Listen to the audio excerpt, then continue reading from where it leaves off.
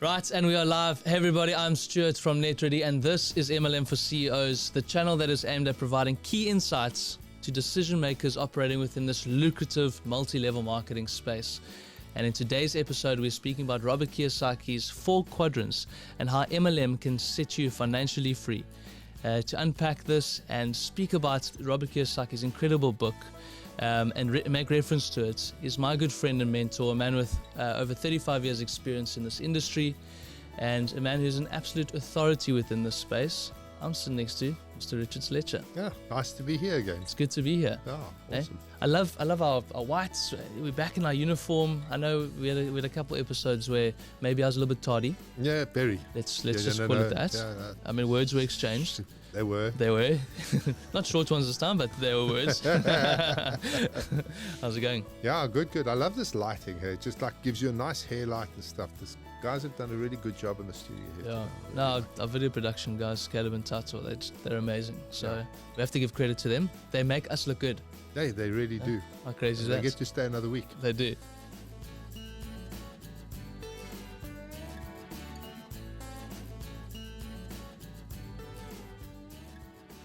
So let's talk about, we're going to make reference to Robert Kiyosaki's book, The Cash Flow Quadrants. Yeah. We reference the 4 quadrants that the workforce, people within the workforce find themselves in. So let's dive into talking about how MLM plays a role in this and where we find ourselves in the quadrants. Maybe let's start off by going through the 4 quadrants, and then we'll put in where MLM finds itself. Because it's quite a lucrative space. Yeah, it is. You know, what we're leveraging, how to create residual incomes. You can sit on the beach and generate a passive income for yourself. Yeah. There's not many places in the world, many jobs in the world that you could do that. That's true, yeah. Not many at all. Exactly. Well, the first thing is I'd just like to say that cash flow quadrant should be mandatory reading for every CEO. Any company CEO, it should be mandatory reading. And when you read it, you should read it with the mindset of your network actually creating a proper business. So I think that, and then if you've read it, you should get your network to read it. That should be, you should encourage everybody in your network to read that book, because once you start locking into the fact that you shouldn't be employed, you should have a proper business, right? Then it changes the person's paradigm and it gets them on the right track. Yeah. Because I mean, we spoke about this, the schooling system, and people's upbringing to sit down, I think shut last up, week face the front. And that's people's mindset. But this book has definitely changed and shifted paradigm in terms of people's thinking. How I can leverage people and time to generate this income for myself. Yeah. Okay, so let's go into the quadrants. I have listed them down here so we can make reference to these. But what we'll do is we'll just show on the screen how those cash flow quadrants are reflecting. So let's go into the first one is the employee. And the employee is all about exchanging time for money. Yes. Right? Dollars for hours. Exactly. Yeah. Okay. So when you get a job, guy says, I'm going to pay you what the job is worth. I'm not going to pay you what you're worth. I'm going to pay you what the job is worth. You're priceless. You then say to him, okay, I'm going to give you my most precious thing in the whole world, my time. I'm going to give you that, and you're going to take that time and use it how you like, and I accept that you're going to pay me whatever amount of money you're going to pay me. So I get up every morning at 5 o'clock, I have a bath, whatever, get into my car, sit through an hour of traffic, get to work, spend the whole day working, go home. At the end of the month, you give me my money. I'm trapped by that because that's my bale of hay. Yes. If I just leave the job, how do I live? So I get trapped into this job. And who am I trying to make rich? Am I trying to make myself rich? No. I'm working my backside off to make sure that my boss retires financially independent. And so nothing wrong with having a job. Don't get me wrong. I think that it's a wonderful thing. And if you don't have a job at all, you're thinking to yourself, what is this guy smoking? Bottom line is wonderful having a job, but that is not the pinnacle of where you want to be in life. Now, for some people, they're actually happy with that. They don't want any more stress in their life. They're happy to just go along, live their life that way. Absolutely excellent. Again, I'm not a downer on jobs, but understand that that is not the ultimate way to live. Right. So that's the first one. You trading or exchanging time for money. Mm. Now you say to yourself, well, a job doesn't really pay very well. Sorry, you were going to say? No, that's it. No. So now you say to yourself, well, a job doesn't pay very well, so I'm going to start my own business or I'm going to become a professional. Mm. So you go out and you study, you become a lawyer or an accountant or doctor or whatever. You start a small business, you maybe buy a franchise, and you go out there and you now have a small business. Now, if you're a professional, you are the magic. You can't leave, if you're not there, The your business stops running. Yeah. Obviously, you have to have your finger on the pulse. So you have the small business, but what you're doing is, again, you're selling time for money. Mm. So maybe a bit more money, but you're still doing exactly the same thing. It's time for money. And so you have to be there. And the way to determine whether you have got a business or are self-employed is you say to yourself, listen, if I don't pitch up for the next 12 months, if I just don't come into work at all for the next 12 months, I leave everything to run as it's running, where will my business be in 12 months' time? Sure. Now ask yourself that question. If you honestly can say to yourself that, listen, if I wasn't in here for the next 12 months, the business would be perfect. In actual fact, it would be better than before I left it. Mm-hmm. Then you have a business. Mm. If you say to yourself, geez, if I had to leave my staff doing this for the next 12 months, the business would be in the toilet. Yes. Then you're self-employed. Right. And then you are exchanging time for money. Mm. Well, in the franchise model? Franchise model, even worse. Yeah. Because there, who's your boss? The franchisor. Yes. And not only is he your boss, but he wants you to hit certain targets. He's sitting on your back to make sure you hit those targets. If you don't hit those targets, there's penalties. Yeah. Then you are paying him, but he tells you exactly how that business must be run down to the nth degree. You must have this sign on. You've got to run this special. You've got to have this menu in place. You've got to do it this way. You must have your signage must be exactly this color. This is how your shop must be designed. This is the countertop you must have. In the franchise world, you're paying to own a job.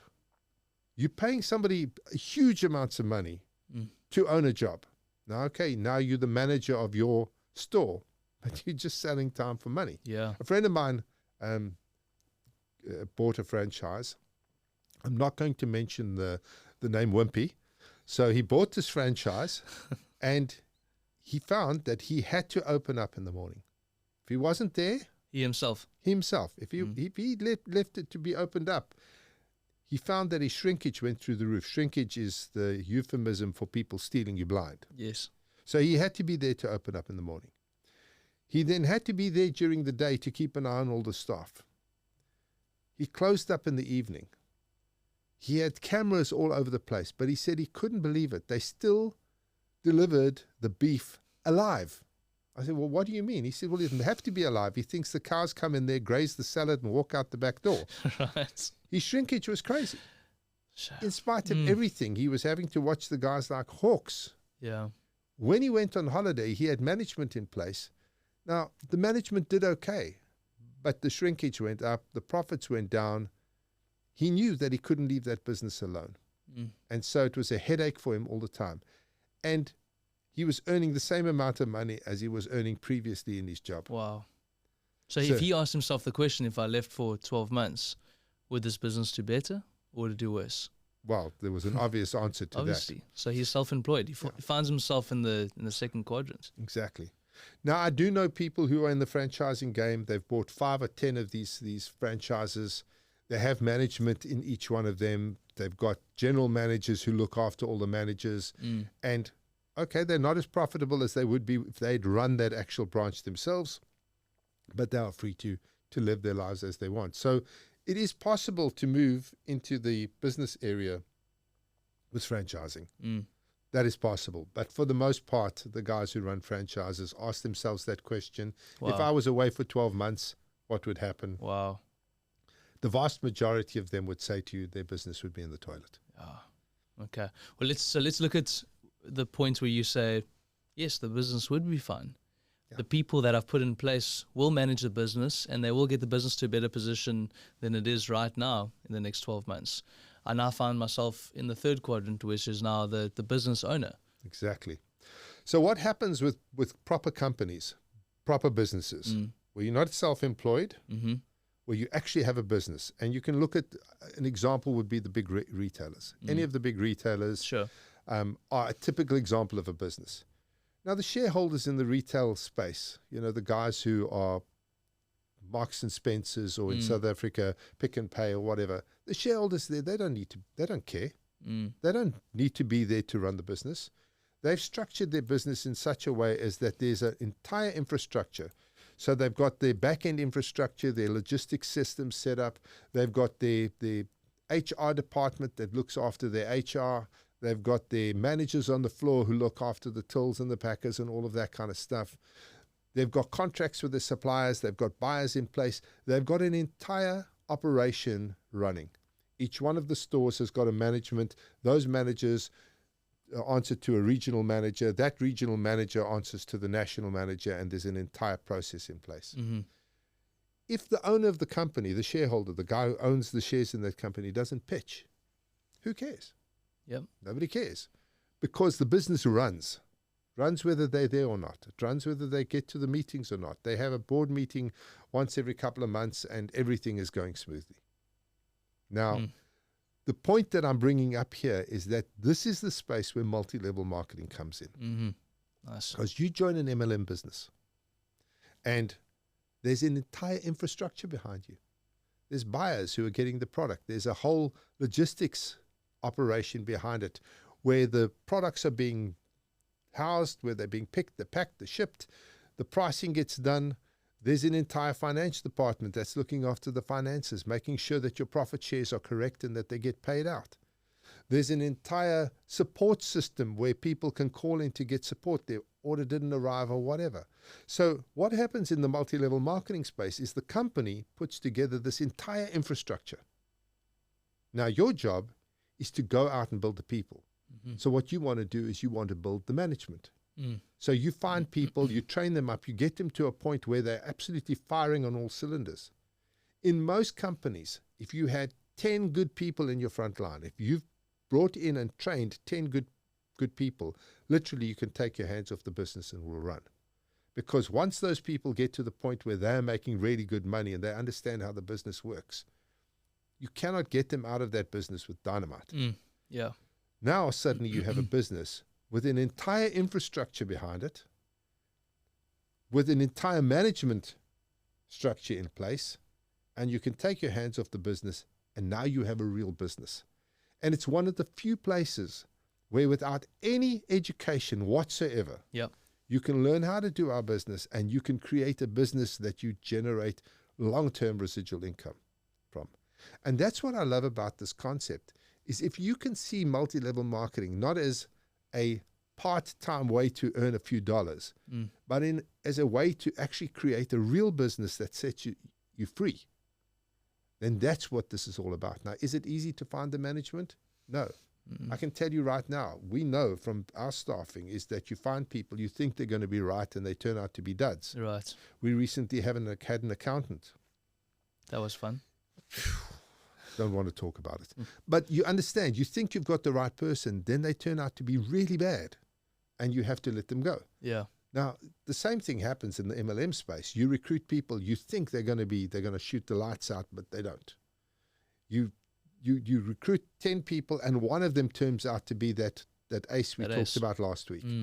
One of them turns out to be that firecracker that just sets the world on light. Now, you need 10 of those. So you keep going, and you keep training, you keep motivating and managing those people until you've got your 10 key leaders. And in most companies, those 10 key leaders will set you free. And so it's hard to find them. But when you found them, you've got a real business. Because whether you're there or not, the business will grow. Whether you motivate those top leaders or not, your business will grow, because they get to a point where they don't need motivating. Remember, the company has got an infrastructure that is doing recognition. They've got an infrastructure that's doing incentives. They're calculating the commission, running the finances. You don't need to do that. They're looking after the products, delivering the products. They've got a support team that's doing that. They've got a training team that's helping with the training. They've got online videos and all of that kind of stuff. All of that is done. Your job, find 10 hot leaders and train them how to do the business. I mean, and you set yourself free. Right. I mean, just think about that. Find 10 people, teach them how to do the business properly, you're free.